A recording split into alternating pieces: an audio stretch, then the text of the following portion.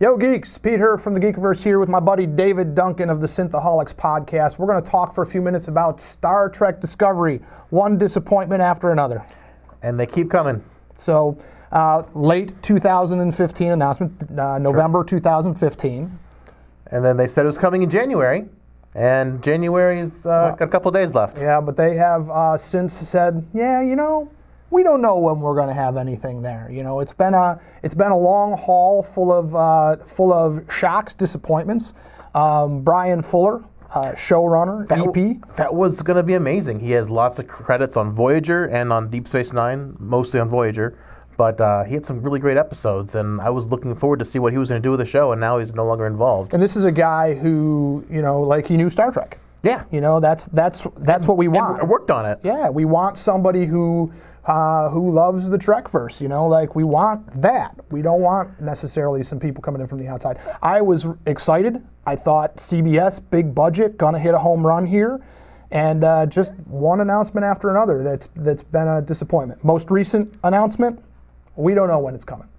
No date. We had originally January, and they moved it to May, like around the time like Buffalo Comic Con. Right. And then just a couple days ago, indefinite.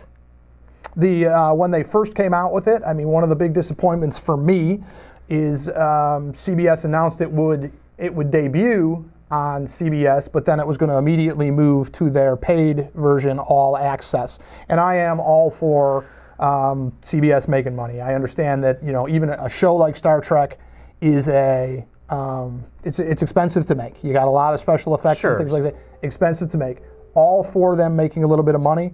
However, All Access, it's weird because you'd think they'd want to appeal to people who aren't just Star Trek fans, and the only people who would probably pay for just Star Trek would be Star Trek fans. But don't you want more people to watch it other than just Star Trek fans? Yeah, it's getting to the point. Here's the tough thing: is I just signed up for HBO Go because I wanted to watch.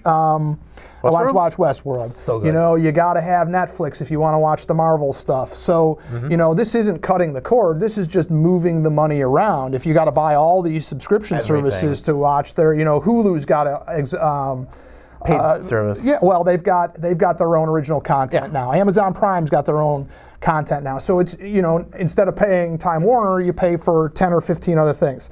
I think the one benefit of it being on All Access would be that they would finally be able to maybe push the boundaries of Star Trek a little bit. They tried to do it a little bit with Enterprise, but it was still on just regular network television, so they couldn't push it too far.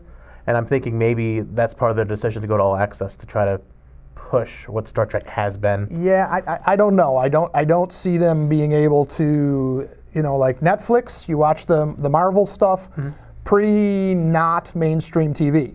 Yeah. I don't see them being able to push Star Trek in that direction. I think that fans will probably revolt. And I just don't see that as an option for them. I don't think Star Trek can get gritty. I don't think it can get, I don't think it does as well. Star Trek has always been kind of wholesome, Usually, yes. So, one good piece of news that came out, we cast Spock's father, James Frain, who's got some great credits. Got some great geek creds too. He was in the Tudors. Just finished a run as Theo Gallivan on Gotham. That's great. Before that, he played. I'm not going to remember the character's name, and should have done my research. But he was in that. I kind of liked the show. It was called The Cape for a while. It was like an NBC thing. It was on a real short period of time, and he was the bad guy in that. I didn't see The Cape, but he was also in Orphan Black, which is another great science fiction show. Yeah, so Fantastic got actor. some great geek creds there. How do you feel about this not being, it's the captain's not the primary? We haven't talked about any of this, so I'm happy to have this conversation with you. Well, them saying the captain's not the main focus of the show, the captain hasn't been the main focus since Kirk, really. If you look at Next Gen and Voyager and Deep Space Nine, sure, the captain's always there, but you also have your Dax episode, your Worf episode, you've got your Riker episode, your Data episode.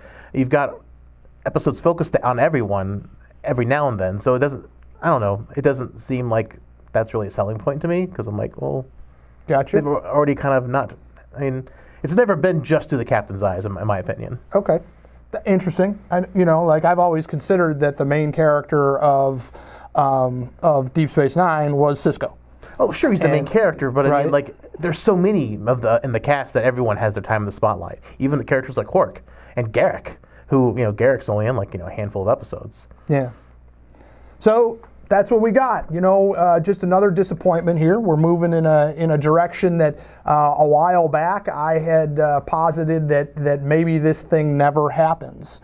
I'm sort of scared it is going to never happen. They keep pushing it back. I had a conspiracy theory that maybe they're just saying they're making it because of the lawsuit with Axanar, and as soon as that goes away, maybe they'll pull the idea of the show. I hope not. Another recent Star Trek development is that these suit did settle. Huh? Suit did settle.